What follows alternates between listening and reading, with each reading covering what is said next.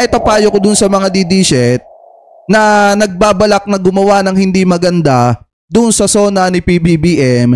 Eto, pakinggan nyo tong balitang to kasi dito mga kababayan, yung preparasyon para sa zona ni PBBM ay kasama po doon yung assassination at yung mga bomb threat, mga kababayan. Kaya yung mga nagpaplano dyan na gumawa ng hindi maganda, especially dun sa mga didishit, lalo na yung mga vlogger na nagsasabi na huling zona na daw ni PBBM, yung zona ni PBBM, parang hindi nyo ata magagawa yung gusto nyong gawin. Bakit? Panoorin natin mga kababayan. Ang balita, nagsagawa ng inspeksyon ng National Capital Region Police Office sa paligid ng Batasang Pambansa para po sa nalalapit na zona ni Pangulong Ferdinand Marcos Jr. Kasama sa pinaghahandaan ng mga otoridad ang iba't ibang senaryo, kasama na po riyan ang assassination plot. Ang detalye sa live report ni Mar Gabriel. Mar. Kasi tingnan nyo mabuti to mga kababayan ha. Kung hindi kasi nagbibiro si BP Sara, gaya nga ng tanong ko sa inyo kagabi, kung hindi nagbibiro si BP Sara at hindi naman talaga bomb threat yon, yung kanyang pagkakatalaga sa kanyang sarili bilang designated survivor, pwede nating tawagin na assassination. Baka assassination, ako nagtatanong lang naman. Kasi kung makikita nyo sa nangyari dun kay Donald Trump, nung siya ay umattend dun sa kanyang rally mga kababayan, talagang isang pahiwatig din nyo, lalo na't nalalapit ang zona ni PBBM, na dapat maging mas mahigpit yung ating mga kapulisan sa pagbabantay sa gaganapin na zona nitong si PBBM. Lalo na at merong mga di umano mga kababayan, banta laban po sa ating presidente dahil nga sa gusto itong patalsikin mga kababayan ng kabilang kampo. Kasi biruin nyo ha, yung post ng SMNI na sinasabi nila na designated survivor is coming, tapos yung post ng mga vlogger ni Digong na sinasabi na huling zona na yon ni PBBM, talagang kahit sino mag-iisip ng hindi maganda dun sa kanilang mga ipinapahiwatig. Kaya nga kung titingnan po nating mabuti, napakalabo ng mangyari sa panahon ngayon yung iniisip ng mga vlogger ni Digong at ng mga taga-SMNI. Kasi tingnan nyo naman, ito kasama sa pinaghahandaan ng ating mga kapulisan sa gaganapin na zona ni PBBM, yung assassination at saka po yung bomb threat. So kung wala na yung assassination kasi nga nakatutok dyan ng ating mga kapulisan at yung bomb threat wala na rin mga kababayan, so anong gagawin ng mga didishit? Wala. Nga sila, makikinig sila at manunood na lang sila ng zona ni PBBM. Kasi yung kanilang rally mga kababayan, malaki ang posibilidad na kapag ka nagsona si PBBM, umulan ng malakas mga kababayan. So kung uulan ng malakas, paano na lang yung rally ng mga didishit? Di wala sablay. Yung kanilang plano, laglag agad. Mga kababayan, ano po ngayon, ipagpatuloy pa natin. Di umano ha, ipagpatuloy pa natin. Ali, kasama nga ang assassination plot at bomb attack sa mga senaryo na pinaghahandaan ng liderato ng National Capital Region Police Office para nga sa nalalapit na zona ng Pangulo. Kasunod na rin yan ang nabigong assassination plot kay dating US President Donald Trump sa Amerika. Kasunod ng nabigong assassination plot kay dating US President Donald Trump sa Amerika, mas hihigpitan pa ng National Capital Region Police Office ang ipatutupad na seguridad sa ikatlong zona ni Pangulong Ferdinand Marcos Jr. Ayon kay NCRPO Director Major General Jose Melencio Nartates, kasama ang assassination sa mga senaryo na kanilang pinaghahandaan. Layo nitong masiguro ang kaligtasan ng Pangulo at seguridad ng mga dadalo. Maliban dito, ikinukonsidera din nila ang senaryo ng bomb attack, sunog at lindol. At isa na yan, yung assassination incident. So pagka may yung mga ganyan, meron tayong akibat na deployment plan and or contingency plan for for our immediate action drill, no? But what's so important is we have our the prevention, not the cure. Kung may prevent natin, gawin natin. That's why we are deploying 22,000 and so much of the resources. Grabe, no? Hindi naman daw itinuturing ng otoridad na banta sa seguridad ang pahayag kamakailan ni Vice President Sara Duterte kaugnay sa pagtatalaga niya sa kanyang sarili bilang designated survivor. Sa ngayon, wala daw natatanggap na seryosong banta ang PNP kaugnay sa idaraos na zona. Gayunman nakahanda raw sila sa anumang insidente.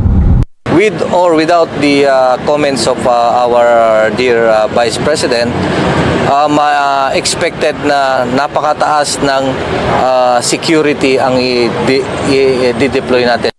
Magkasamang ininspeksyon ni General Nartates at QCPD Director Brigadier General Red Maranan ang kahabaan ng Commonwealth Avenue.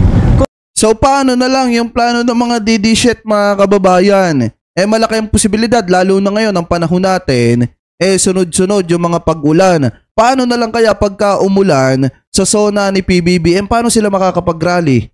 Paano nila gagawin yung kanilang rally na sinasabi nila na EDSA 3? Di umano, mga kababayan ha, kung umulan, di sira na agad, wasak na agad yung plano ng mga DD shit na mag-rally, gumawa ng kanilang rally mga kababayan para daw iupo si Sara. Ano po ngayon kung titingnan po nating mabuti, sinasabi dito na talagang maghihigpit ang PNP at tututukan yung mga assassination plot at saka bomb threat mga kababayan at yung iba pa na posibilidad na mangyari or gawin sa zona nitong si PBBM. So ngayon yung mga DD shit dyan, abay mag-isip kayo ng ibang plano.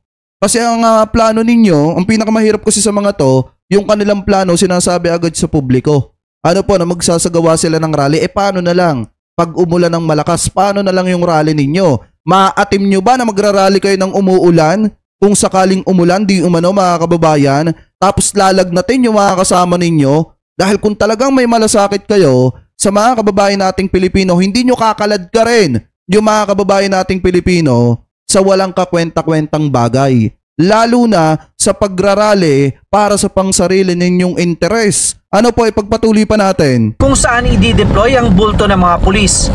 Sinilip din nila ang kanto ng Tandang Sora na inirekomenda nila na magiging pwesto ng mga magpoprotesta. Yan. Inikutan din nila ang paligid ng Batasang Pambansa hanggang sa Commission on Audit kung saan pepwesto naman ang mga pro-government group. We are holding this once a year and no less than the President ang magdi-deliver ng ating zona. It should be seamless and orderly and very peaceful dapat dito, lalong-lalo na sa kalsada.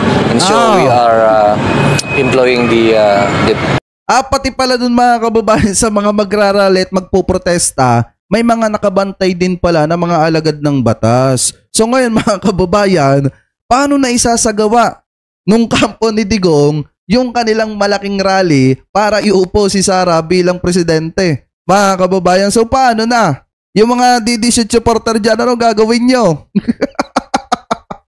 Pagpatuloy pa natin. Employing the highest security dito sa activity na to. Samantala, Ali, pinalawig din ng liderato ng PNP yung ipatutupad na gun ban o yung suspension of permit to carry firearms outside residence sa araw ng SONA. Magsisimula yung gun ban alas 12:01 ng madaling araw sa July 20, Sabado at magtatapos sa July 22 ng hating gabi, araw ng Lunes. Ali? Mar, ang ipapakalat na puwersa ng ating mga kapulisan nasa 22,000, 22,000 ang dami na ipapakalat? Yes, Ali, yung puwersa na yan, 17,000 dyan, ay magmumula dito sa puwersa ng NCRP ko. Kasama na yung 6,000 tauhan ng QCPD. Meron ding tag-1,000 augmentation force na magmumula naman sa Region 4A at sa Region 3 na magsasagawa ng kanilang mga checkpoint operation dun sa mga border point, dun sa papasok at palabas sa kanilang lugar. At bukod sa mga tingnan nyo mabuti to mga kababayan ha. Ipagpalagay natin yung rally ng mga DD shit ay wala pang mga 2,000, baka nga hindi pa maka 5,000 mga kababayan. Tapos yung i-deploy na mga pulis na magbabantay sa zona ni PBBM ay nasa 22,000 na pulis mga kababayan. So paano gagawin ng mga DD shit na iupo si BP Sara sa pagka-presidente? Ganong mas marami pa yung bantay kaysa dun sa mga magrarally. Pagpatuloy pa natin. Tauhan ng PNP, meron ding augmentation ang Armed Forces of the Philippines, ang BJMP, BFP at ang Bureau of Fire Protection. Ali? Okay, malalaman ba kung saan ang kinaroroonan ng ating pangalawang Pangulo habang SONA ng ating Pangulo? Ali, walang inihayag na posibleng lokasyon itong pangalawang Pangulo, lalo't ang sinasabi niya nga, tinatalaga niya yung kanyang sarili bilang designated survivor. Ang pagkakaalam natin, pagka designated survivor, itinatago yung sarili, ilalayo doon sa posibleng banta para proteksyonan niya at ihanda yung kanyang sarili para humalili sa Pangulo sakaling may mangyari na insidente. Ang hinihintay din ng ating mga kababayan ay yung mga isasarang portions ng mga kalsada sa kahabaan ng Commonwealth at sa paligid. Naibalita na ba kung kailan ipalalabas ang traffic rerouting plan? Mar? Sa ngayon, Ali, wala pa tayong pinal na advisory na natatanggap mula sa MMDA dahil MMDA ang magpapalabas ng advisory patungkol dun sa mga kalsada na isasara sa trapiko. Pero initially, ang sinasabi nitong Quezon City Police District, may ipatutupad na stop and go particular dito sa kahabaan ng Commonwealth Avenue kung saan may ilang linya na inaasahang uukupahin ng mga magpoprotesta. Inaasahan kasi, Ali, na aabot sa 17. Sabi dito, na-iskandalo tuloy ang designated survivor. Luma na yan, 6 years old na yan. Kaya nga po mga kababayan, nang dahil sa kapalpakan ng dila ni BP Sara, pati yung walang kamuang-muang na pelikula, nadawit pa sa politika.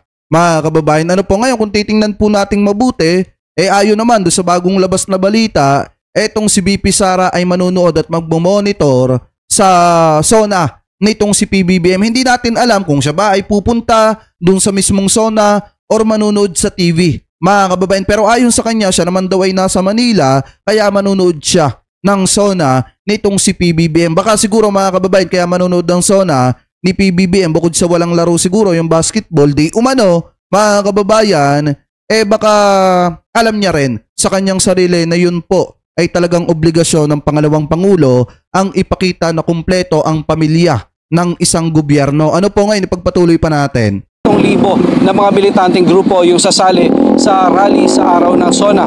Bukod dyan sa mga stop and go na yan, magkakaroon din ng zipper lane dyan sa kahabaan ng Commonwealth Avenue patungo doon sa Batasan Complex. Pero definitely, Ali, based doon sa ating mga experience sa mga nakaraang SONA, yung paligid na kalsada paikot ng Batasan Complex ay usually yan ay sinasarado sa trapiko.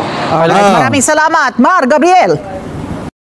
So ngayon, kung yung mga DD supporter ay magrarally at balak nila magkaroon ng EDSA 3, mga kababayan, dapat more than 22,000 sila. Kaso nga lang, pag mga 1,000 lang, mga kababayan, nakaw ay parang nagbukike. Ano pa mga kababayan? At ngayon mga kababayan, comment below na lamang din po kung ano po masasabi nyo, hingil po sa mga topic na tinalakay po natin.